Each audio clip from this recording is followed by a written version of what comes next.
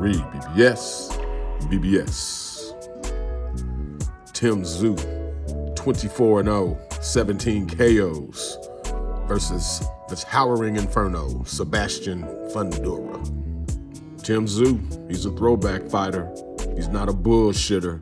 He's trying to etch the Tszyu name, right up there with the greats, or as he says, as the greatest fighting family in all of boxing history. The greatest family to step foot in the boxing world. 10 days notice, you done prepped 8 weeks for Keith Once Upon a Time Thurman, and out goes Thurman, just like that. Thurman gone, Wong gone. In steps Fundora, who was already on the undercard anyway against Bohachuk.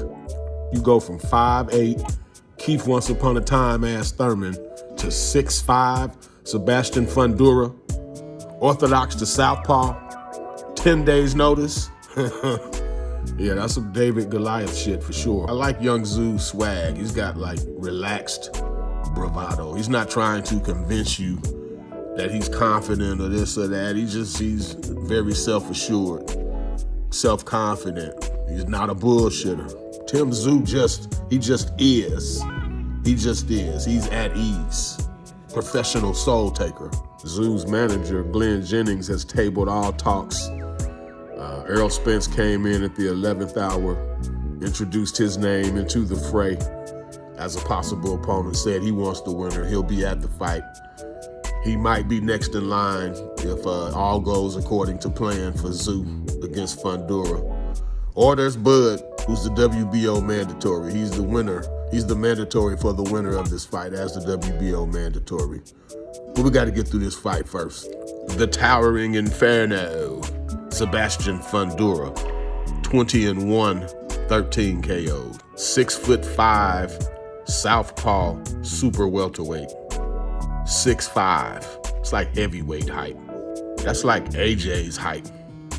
That's like AnthonyJoshua's height. That's like taller than fucking Usyk. Taller than Usyk. That's not much shorter. That's not much shorter than Deontay Bomb Squad Wilder. It's not much shorter than that. God damn, that motherfucker's tall. Shit. He's like up there. He's like that motherfucking tall. He's like that motherfucking tall. Per reports, the largest height disparity in a non-heavyweight title fight. The largest. By the day after Thurman's pullout, the very next day, by that afternoon, they had 6'3", 6'4" sparring partners in. One of them was Mike Fox, the brother of Alantez Fox, and one other name. So they had to prep Tszyu in the 11th hour for this fight. Huge shift in style and dimensions of your opponent. They brought in the sparring. That's what good management does. Respect. This is some throwback fighter type of shit, for real. All the plans is fucked up. All types of fucked up. And the show must go on. He's wanting to make an impression. Tszyu is making an impression on American audiences. Now it's just time to go out there and close the show. Get him out of there in style and on to the next.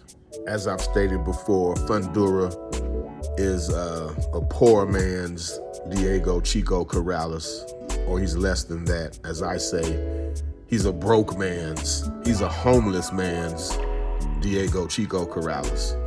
Meaning, despite his dimensions, his height, his length, and the appearance of one who could use space and distance to his advantage, he likes to fight on the inside. Unlike Diego Chico Corrales, Fundora doesn't have the power to make it count, to make those few opportunities count on the inside. He's just as wide open, he's just as available to hit, he's just as big of a target, but he doesn't punch like Corrales did. And I just can't see that working well against Tszyu. In fact, it won't work well against Tszyu. Brian Mendoza, he's also picking Tszyu. He's been in the ring with both men. He's the 1L on Fundora's record. He knocked Fundora out. He lost to Tszyu thereafter. He's been in the ring with both men recently. He picking Tszyu, I'm picking Tszyu. Mendoza was already in camp with Tszyu, prepping him for Thurman. So then when Thurman went out, they bumped Fundora up to fight Tszyu, and then they brought Brian Mendoza in to replace Fundora's slot against Bohachuk. So now Bohachuk and Mendoza are fighting for an interim vacant WBC title. Interim vacant.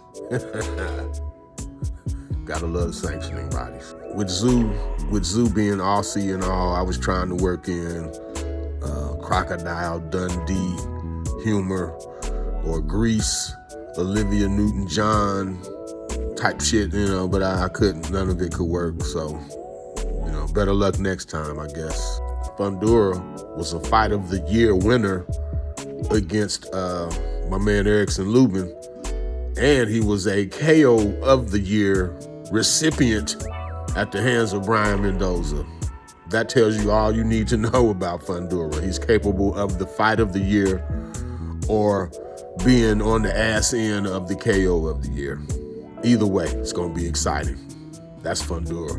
Tim Tszyu starts slowly. He has to adjust to the height, to the sheer just size of his opponent. But by the third or fourth, he's warmed up. He's gonna get Fundora out of there. He's gonna break him down to the body, bring his head down, catch him in exchanges, get the better of Fundora in exchanges, and get him out of there in about the 7th or 8th round. Official prediction. ROLLY versus Pitbull. Will ROLLY regret passing on the Rye guy, Ryan Garcia, King Rye? Will he regret that? Isak, Pitbull, Cruz, the little engine that could.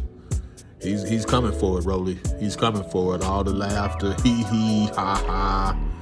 Yeah, you made the little medallion with Pitbull's face on it. You called him a chihuahua.